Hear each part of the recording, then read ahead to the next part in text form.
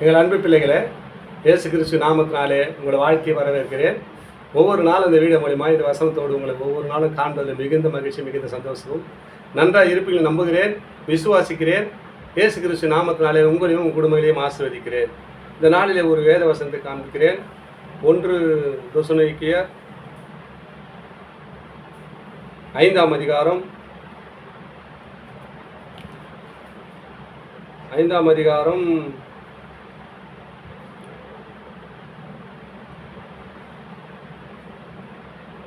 21ஆம் வசனம் சொல்லப்படுகிறது. எல்லாவற்றையும் சோதித்து பார்த்து நலமானதை பிடித்து கொள்ளுங்கள். நல்ல வார்த்தை தானேங்க அது. உலகத்தை எத்தனையத்தை நம்ம சோதித்து பார்த்துருக்கோம். இவன் நல்லவனா, இவன் கெட்டவனா, நம்ம பழகிற இடம் நல்ல இடமா, பட்ட இடமா, வேலை சொல்ல நல்ல வேலையா, கெட்ட வேலையா நம்ம பார்த்து சோதித்தறிந்து இந்த வேலை தான் எனக்கு சரியாக இருக்கும் அப்படி போய் அமர்றோம் இல்லையா?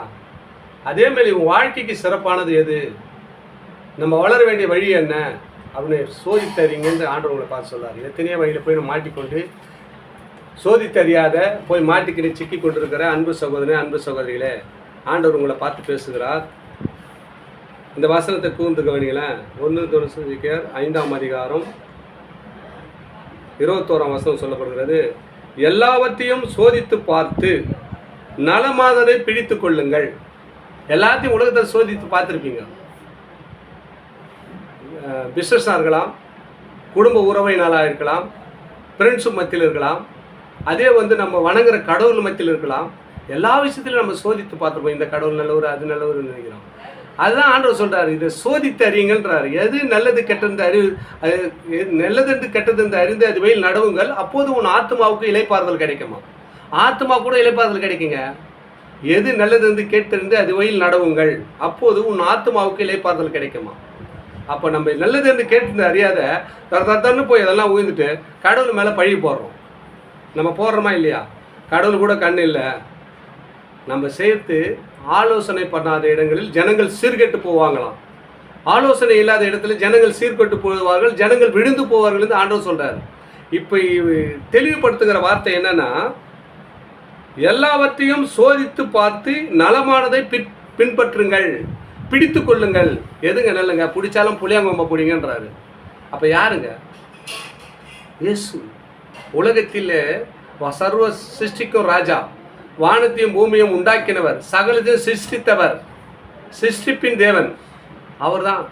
அவரை பின்பற்றுங்க, அவர் பிடித்து கொள்ளுங்கன்றாரு. அவர் சொல்கிற வார்த்தை நிலக்கு நலமானது எது பின்பற்றுப்பான்றார்.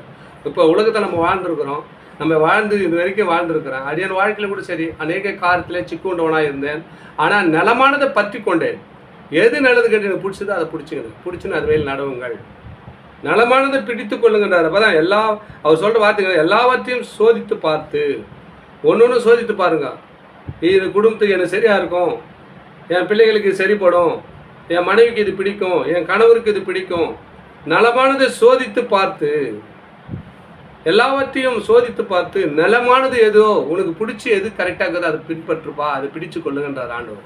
உங்கள் வாழ்க்கையிலே ஆகட்டும், வேலை சலைஜி ஆகட்டும், உனக்கு குடும்ப உறவில் ஆகட்டும், எந்த காரியத்தை பற்றும் நலமானது உன் மனசில் எது பிடிச்சோ அதை பிற்றி கொண்டு வாழ்ப்பான்றார். நலமானதை பிற்றி கொள்ளுங்கள், ஆசீர்வாதத்தை பெற்றுக்கொள்ளுங்கள், அன்போடு வாழுங்கள். எது நலன்னு உங்களுக்கு தெரியும். அதான் சொல்கிறாரு. உலகத்தில் ஐஸ்வர்யமான யாருங்க? இயேசு தாங்க. அவர் தான் சொல்கிறார், நலமானதை சோதித்து அறிங்க. முதல்ல எல்லாத்தையும் ஆராய்ந்து அறிங்கப்பா. நீங்கள் வா அங்கே வான்னு சொல்ல, எல்லாத்தையும் நீ ஆராய்ந்து அறிந்து நலமானதை பெற்றுக்கொள். நல்லது இருக்கு, எது நல்லது கெட்டது அது வழியில் நடவுங்கள், அப்போது உன் ஆத்மாக்களே பார்த்து கிடைந்தார். அப்போ தான் நல்லது கெட்டு தெரிஞ்சுக்கணும்பா, நீ பார்த்து அது வழியில் நடந்துக்கின்றார் ஆண்டவர் தெளிவுபடுத்துகிறார்.